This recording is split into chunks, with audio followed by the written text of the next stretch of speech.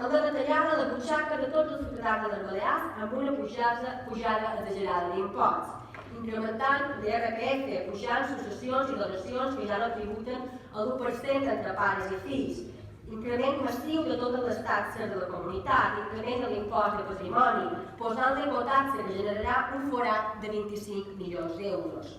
I és que són dos models diferents. El seu, el de l'esquerra, que implica més despesa, aturat l'impacte econòmic per més dèficit, més deute i més imposts. El nostre implica control de la despesa, reformes estructurals, millora de l'activitat econòmica, menys dèficit, menys deute i menys imposts. Deixi el victimisme, es posi a fer feina i no culpi els altres de les seves carències polítiques. I si de veritat, senyora presidenta, vol ser lliure i vol una comunitat lliure, vagi reduint el deute d'aquesta comunitat per no haver de dependre de ningú. Moltes gràcies.